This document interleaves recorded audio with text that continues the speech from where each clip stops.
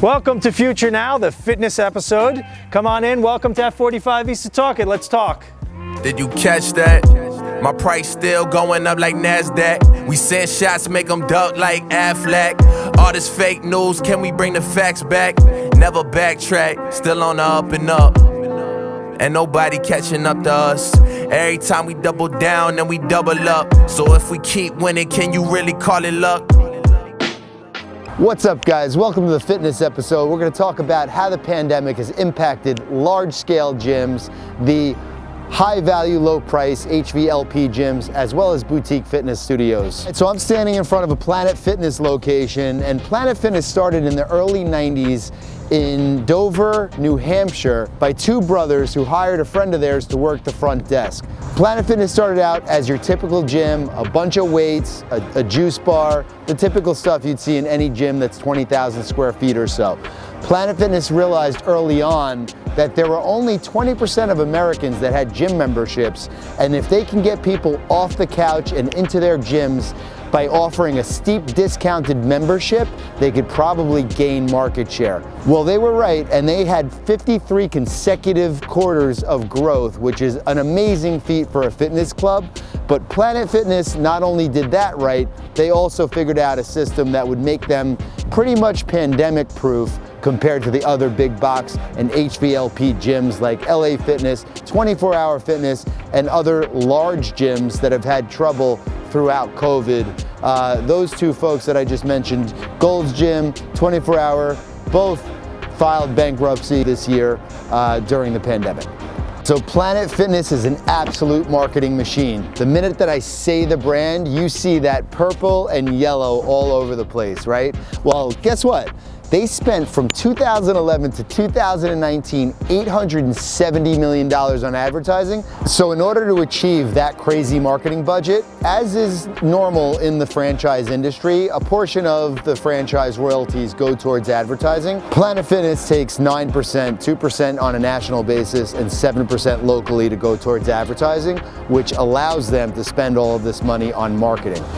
In the fitness industry, gyms typically rely on their members signing up and not necessarily coming to their gym frequently. Instead, they pay their membership fee and they do not show up. The average Planet Fitness member only comes to the gym about 5-6 times a month. And the fact that the price point is so low actually means that they're not necessarily as quick to cancel their membership, especially in these COVID times, right? If you have a Equinox membership or a Lifetime Fitness membership and you're paying over $100, $150, $200 a month for a gym membership, the minute that something happens and you can't go to the gym, you're automatically canceling. But Planet Fitness, you're not necessarily doing that because the $10 a month is not necessarily a strain, and actually people forget about it.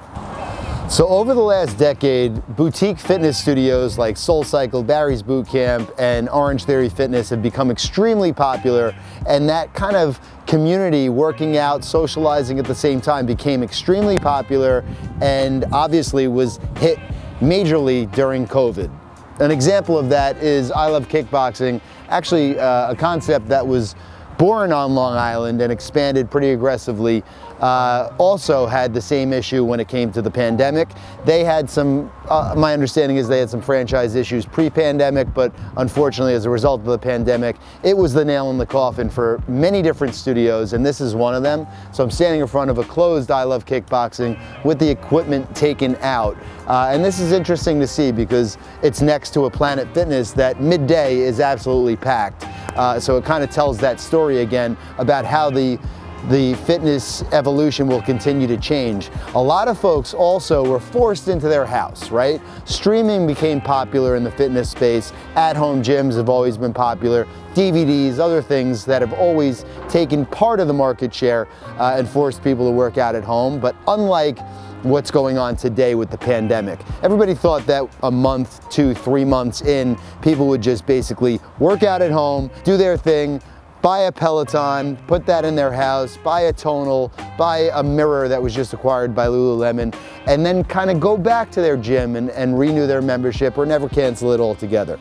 But the reality is that it's going on now for 9 months and continuing to go even further. Cuomo just announced that gyms have a curfew and they may close again altogether. So we'll see how that fares. But the bottom line is these studios that are used to having 15, 20, 35, 40, 50 people in one class can't do that anymore. So the model has shifted tremendously. And as a result of that, a lot more people are working out at home, and nobody really knows exactly how many people are going to actually renew their memberships and go back to working out at gyms and boutique fitness studios. All right, so boutique fitness studios like Orange Theory Fitness have made up 30% of the spend on fitness overall in 2019, obviously pre-pandemic.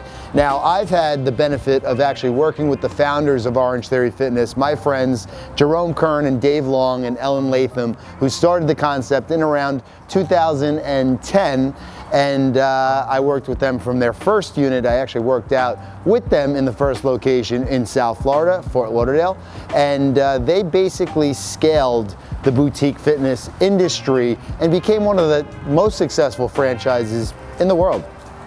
Come on in. Welcome to F45 East to Talk It. Let's talk. Hi, everybody. Welcome to F45. My name is Mark. I'm one of the owners here at F45 East Setauket and F45 in Dix Hills. From my perspective, you know, the pandemic, it disrupted the industry in a big way. So a lot of gyms have gone out of business at this point. But it also helped kind of create the community. It really brought the community together. And for me, it also helped demonstrate what we've built. So we were shut down on March 16th, I think was the exact date, and I made some very quick decisions. I decided we're going online, we're gonna shift all of our members to online workouts right away. By March 18th, we were already recording workouts for our members in a private Facebook group, as well as Zoom. We continued this private Facebook group all through the shutdown, and as the world started loosening up a little bit, and started letting people come out of their house, out of their caves, you know, like, the light. We took the workout outside to our parking lot. We were actually the first gym on Long Island to do these outdoor boot camps right there in our parking lot. It happened to be a perfect layout for that. The decision was made. I called the state to make sure that we were allowed to do it as long as we followed all the proper guidelines, and we did. That brought everyone back. We had everyone separated. We did all the necessary sanitizing and cleaning before, after class. We had people wearing their masks when they walked up, but we were outdoors, so when they were working out, we let them take their masks off as long as they were spaced out properly. Everyone got their own parking spot. From there, we were able to rebuild our community. So we were able to start bringing the members back as members. We were offering, I think we were up to 6 outdoor boot camps a day. So we were doing a lot of classes.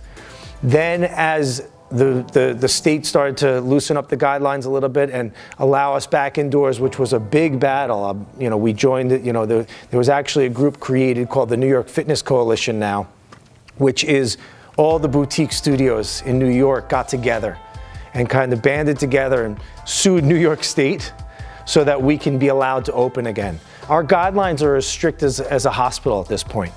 You know, we take temperature when people come in, they fill out a form to come in. They become fully traceable now. So we know who's been in each class. Then when they come here out to their square, they have to, you know, only use their equipment. There's no sharing equipment, there's no rotating anymore. And now we're building our membership back up again to full regular members. I mean, we are up to 8 classes a day in Dix Hills, and East Setauket we just finally got open. So after a lot of delays, clearly because of the pandemic was the big one at this point, we got our doors back open now in East Setauket. They're finally open, and now everybody's just coming back out and working out.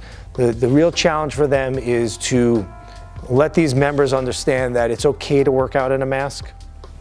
You're gonna live. It's just a little more challenging. And you know, what do you do, you know, when When the winds change, you adjust your sails, and that's it. You have to make your changes and just roll with it. So we've been able to successfully show our community how much we care about them by continuously offering them something, and then they showed us how much they cared by continuously being present. We're fortunate now that we've gotten through the toughest part of this pandemic, and that's really going to be, kind of like our launching point because of that. So we spend a lot of our time in the fitness and wellness industry, and as the pandemic came and became a major impact, obviously, in the fitness space, back in March, April, it forced a lot of studios and a lot of gyms to close down entirely.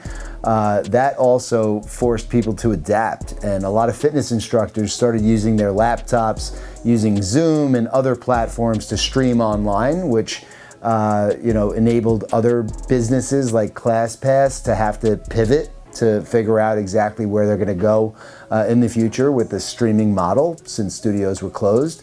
And over time, when people are no longer able to go to a gym and work out in a social atmosphere, they're kind of forced to supplement their workout with other things, right? So people were buying a whole bunch of equipment to get their kettlebells and weights and benches at home. The sales of Peloton increased dramatically. Tonal and Mirror, other concepts that also had a major uptick in business. And now that the pandemic's continuing to go on, and certain areas are affected differently, right? Some states have different mandates with regard to masks, what the capacity is in the studio or the gym, what protocol is. But the reality is that nobody's really getting COVID in a fitness environment, but everybody just wants to be as careful as possible and responsible as possible. But the longer that time goes on, less people are going to go back to their routine pre-pandemic. So that's going to be the major question for the future of the industry. I'm seeing my fitness clients adapt and pivot. F45 was a great example of going outside and doing outdoor workouts, obviously weather permitting, and now we're entering the winter here, and they're going inside in a responsible way, and they're taping off specific areas for everybody, and rather than sharing equipment, everybody has their own equipment that's sterilized after each class. So it'll be interesting to see how everything continues to evolve, but the short story is that a lot of these new habits that typically take, people say 21 days, not really true. My understanding is it's 66 days, and I can tell you we're way beyond 66 days. So I'm betting that a lot of these new habits that people were forced to learn are sticking. So we'll see what happens in the future. Fake news, can we bring the facts back? Never backtrack, still on the up and up. And nobody catching up to us. Every time we double down and we double up.